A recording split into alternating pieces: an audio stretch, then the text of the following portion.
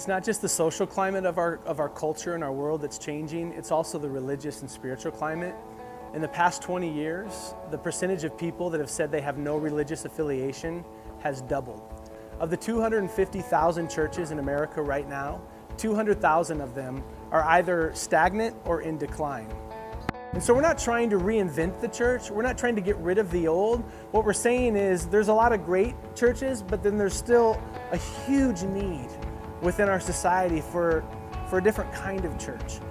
And as we try to discover and look at new ways and innovative ways to reach our society, it's really going to take contextualized missionary ministry. We need to treat our society, we need to treat our country like missionaries, not like chaplains. We need to treat it like we're strangers, not the host. A host goes in and expects everyone to come and conform to their way, whereas a guest and a stranger comes in and really learns to honor the culture and learns the language and learns the customs and builds relationship. And that's really what our heart is when we're talking about innovating and finding new ways of doing ministry.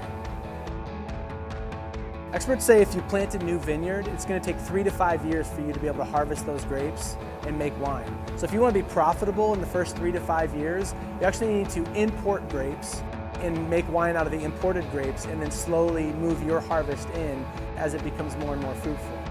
That's really what we're trying to do here with Mission City is we've planted ourselves in Chicago and in Detroit and in these other cities, and we want to import grapes. We're wanting to bring in missionaries and train them up and really create partners, missionary partners, not just a church plant team, but really a team of missionaries spread throughout the city, intentionally embedding and using incarnation as the shape of their ministry in order to understand the culture, speak the language of the culture, and establish a discipleship movement.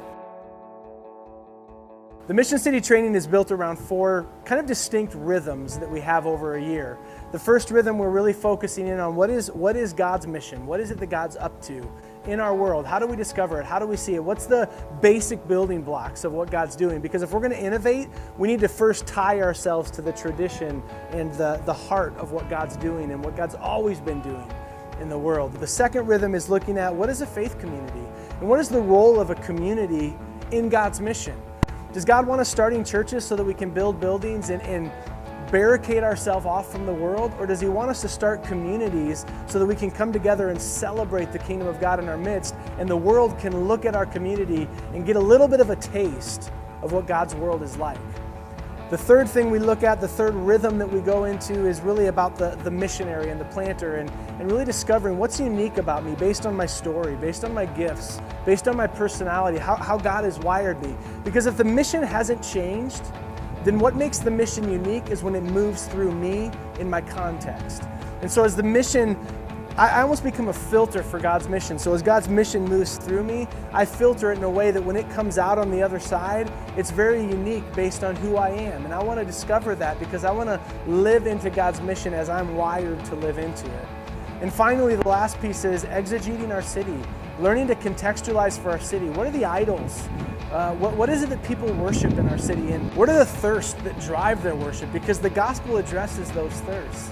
I want to understand the language of my city. I want to understand the culture of my city. Not because I want to change all the culture. Culture is a beautiful thing. I don't want to change it. I want to adapt. And I want to adapt the message so that it's meaningful within my culture. Our culture has changed. The religious climate of our culture has changed. People are no longer coming to our churches. And it's time that the church learns to go to the people.